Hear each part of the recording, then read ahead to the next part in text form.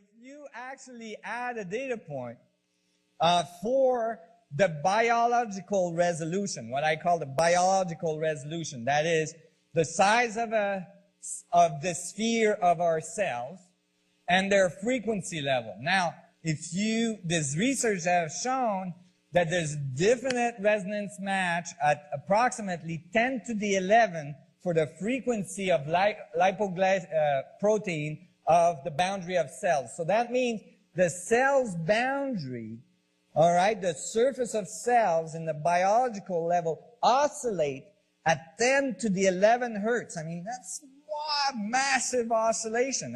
And it's funny because when we think of biology, we always think of some really kind of glooby, kind of blobby thing that's moving really slow, right? But actually, the surface, when you look on the surface oscillation of these cells, it's very intense. A lot of energy.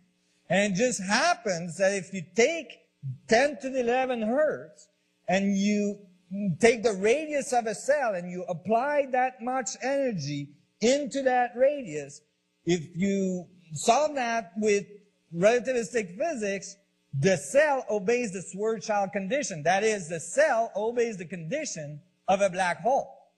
Okay, I'm not, don't panic. It's okay. But what I'm saying is that we're still dealing with the same fundamental dynamics, even at the biological level. And certainly, there's not any biology in Einstein field equation, and there's no biology in quantum theory. And, this link to biology has been looked for a very long time. Well, we were happy to find that if you place that data point for the biological cells on the graph, it would bisect the graph approximately in the middle of the graph. That is, the biological resolution is the link between the large and the small. You are the event horizon, loosely termed. And you are the data transfer boundary from the extremely large to the extremely small. Isn't that what you do? You gather information and transfer it to your internal self, which in this view has infinite boundary potential. Thus, you're transferring that information through your boundary to the infinite of the universe within yourself. And as you start to see yourself grow into that world, your worldview, your way of being in the universe, the way you are, how you are, completely changes. Because you start to see the importance of your observation. You start to see the importance of your interpretation of the field and what you are feeding the universe.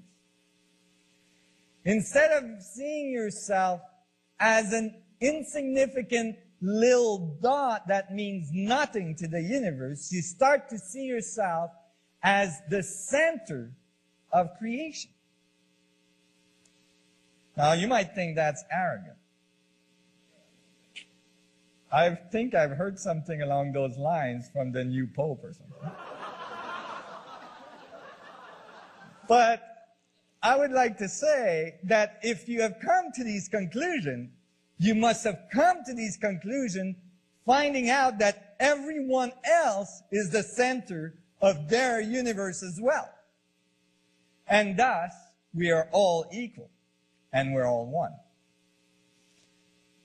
But beyond the philosophical views, the fact that the biology would fit on this graph, the fact that we could start to see the information feedback loop between the radiative side and the contractive side starts to open a whole new field of physics.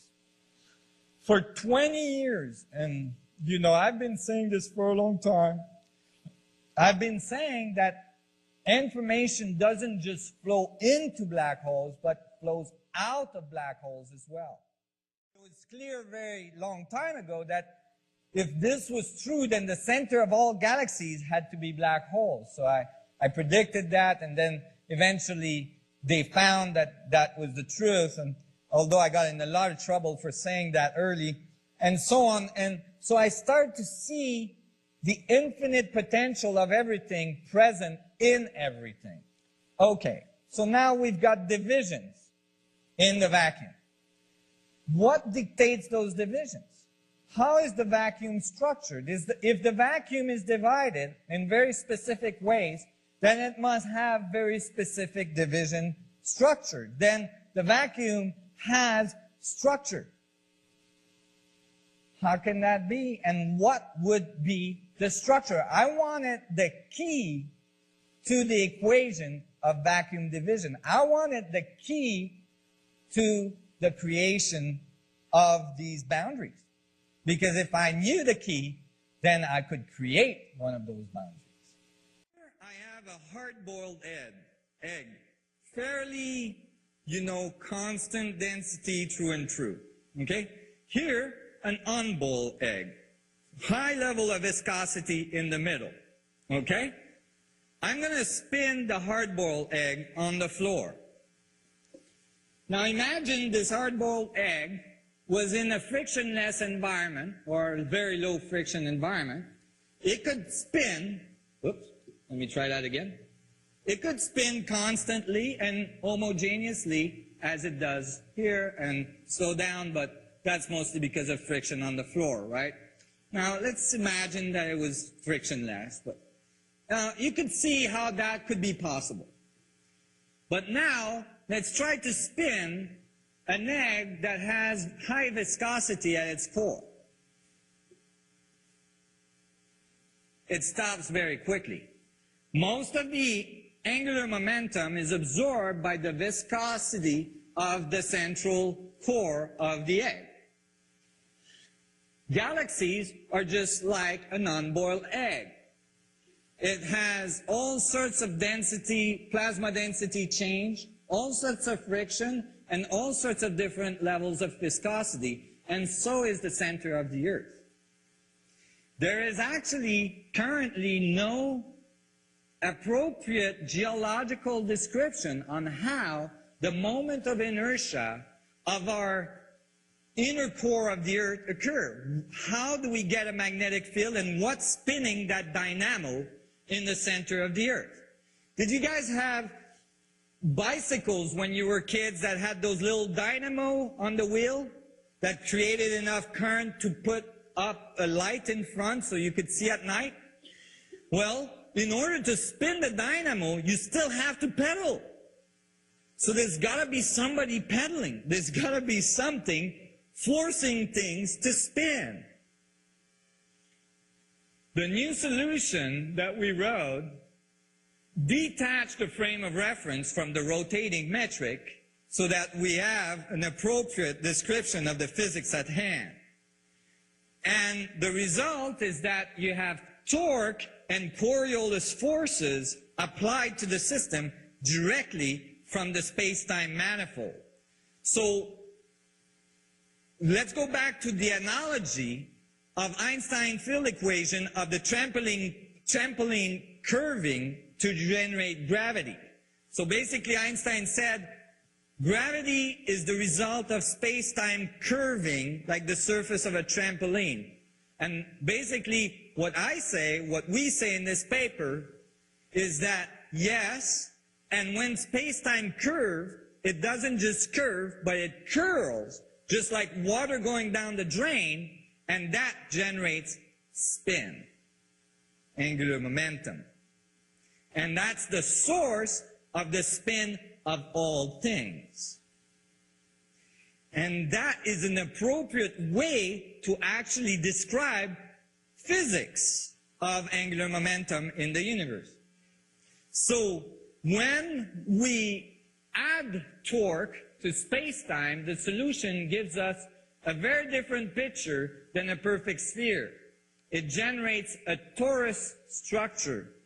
Okay? which is a sphere with two holes in the middle at the North and South Pole. And because it has Coriolis forces are the forces that makes water rotate in one direction in the North Hemisphere and in the other in the South Hemisphere, that makes hurricanes rotate in the opposite direction, that makes plasma dynamics on the sun rotate in the opposite direction. Because Coriolis forces were added to the equation, so what we did is we added a term for torque and the Coriolis forces as a secondary rank tensor on the space-time manifold. The result is a double torus structure, a double torus manifold that has this dynamic, which is viewed here from above as a rotating yin-yang sign, if you'd like. Right. And so that's quite a different picture. And it's quite a different view of the universe, because now space-time is the source for spin, for Coriolis forces, for the magnetic fields, and now we can start to drive the whole equations of creation based on this space-time torque, generating even gravity and electromagnetic radiation. Because you see, now we have a direct balance equation. This is the next paper we're writing right now, is the balance equation that shows that there's a balance between how much space-time torque, how much force is applied on the system, and how much shearing that generates, and how much radiation the system outputs. So now you have a feedback between the gravitational field and the space-time torque. And that was the dynamics that I was looking for. But if we look at the torus, from above, what's in the middle? Space, vacuum. The middle of the donut has a hole. This is where singularity would be in the center of a black hole. So at the center of the space-time manifold, where we would expect the Planck's distance at singularity, we find the vacuum state polarization. This is why the vacuum has polarity and structure, because space-time has angular momentum, is rotating, which generates acts of rotation that generates structure in the space-time manifold. And so we approach the center of the torus, we approach that point towards the Planck's distance, and we used group theoretical models to look into there and solve that point for subatomic particle. And when we were able to solve all the subatomic particles, okay, for that point, all the particles we observed, subatomic particles for that point, which were now linked in our mathematics to the space-time manifold for Einstein field equation for large objects, when we went to that point, the solution gave us a vector equilibrium. Okay? This is a solution given out of a set of mathematics that had nothing to do with my instinctive and logical thoughts that have brought me to believe that this had to be the geometry of the vacuum, the geometry of singularity. Yet the mathematics totally confirmed it. This all came together in a beautiful way that generates a full unified field theory in which the dynamics of space-time is that feedback loop between the gravitational field going in and the electromagnetic field going out, and the center vacuum structure, the singularity, which is the fractal space-time grid that defines that field equation. All put together, you get all the particles of subatomic particles and all the mathematics you need to solve gravitational fields, the electromagnetic field, the strong and weak force.